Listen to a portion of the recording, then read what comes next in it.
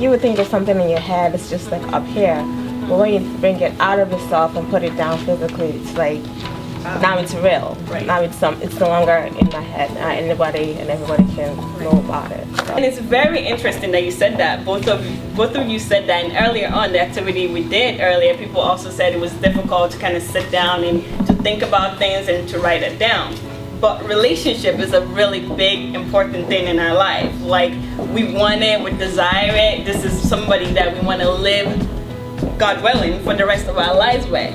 But we don't like really sit down and really reflect on what we really want, which I think that's a lot of the places where people are missing, and especially when it comes to values. Like, we don't really think about what are the values that I have that I don't want to change at all. That if worse comes to worse, this is where I am. I'm not gonna change it for anybody else. We don't think about those things. And because what happens is we get into a relationship, it's exciting, and we move away from our values.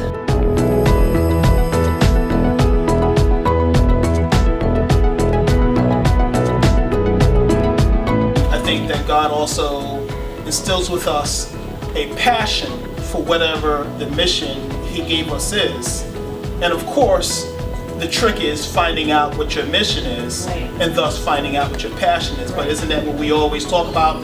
I'm in this job, it pays well, but I'm just not feeling it. I need to find something that I'm passionate about. What we're really saying is, I need to find out what my purpose is. And so having found my purpose, that's non-negotiable, because I can't bring anything to the table unless I'm in complete and in alignment with my purpose. Is it relevant if that person loves you for something that is within you that is sustainable, but for you doesn't speak to your core? It's almost irrelevant. For example, I'll go back to myself. So let's say my core is, I have a passion for service. I think that's important. I have an affinity towards Africa. That's important to me. That's my core. I'm also intelligent, and that's sustainable, right? Hopefully. Hopefully I'm not going to get hit in the head and become stupid, right? And so if the person, what I represent to them, that metaphor, that attraction is, let's say, more wrapped into, let's say, my intellect.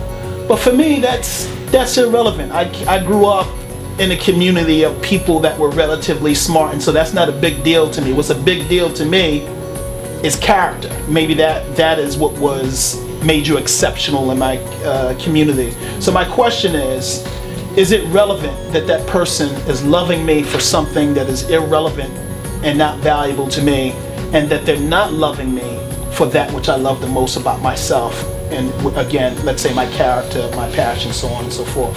Is that really important? That's an excellent question. And this is talking about accepting the way other people love us. Like, that's the way that person will love you. For them, that's what they see in you, that they love about you. It's not the way, it's the why. Well, I think that you're saying then that it is significant if someone is loving you for something other than why you love yourself so very much. If they're loving for you for a characteristic that you think is insignificant, irrelevant, maybe even petty. It is significant, but in that situation, how it becomes more important than why. Because what we do is that we want to find out why a lot, and it's a natural reaction. But why is oftentimes too big to explore. Why this is happening? Why does she feel that way towards me? Why does he feel that way towards me?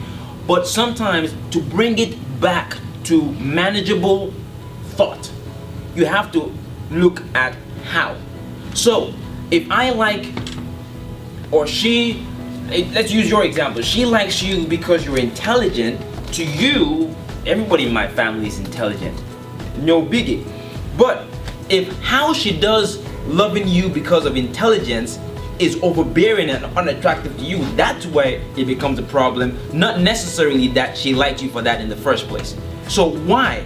There could, and that why could change now 10 years from now. So why is so big and so broad of a question sometimes.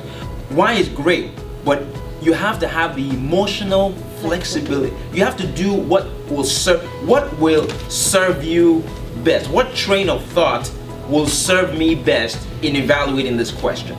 Why will take me forever to answer. that's where that emotional flexibility I was talking about earlier comes in even more. Why is good, but you may not. Why may take you for it. There's so many elements that are out of your control, because you might even understand, okay, wow, you know what, she loves me for my intelligence because she just won her first intelligence competition, and so now it's a big deal to her. I don't know, whatever the case may be. But now, see, that's important. In her map of the world, intelligence is important.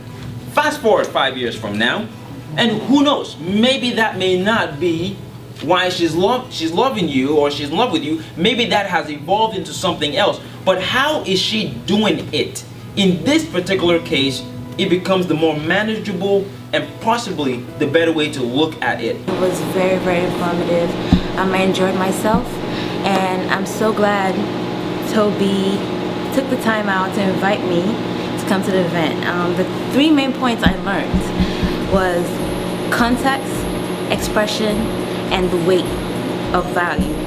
Men and women see things differently, and you have to understand each other. Relationships, we hear so much about it, we've all experienced it, but just be able to come and get deep down on the different dynamics and just real talk, just going into things that you don't even normally talk about with your friends, just because maybe you just don't want to go that detail, but just to come together and really open up. And it was really good, and I definitely learned some key things I'm going to take back with me and apply to all the relationships in my life.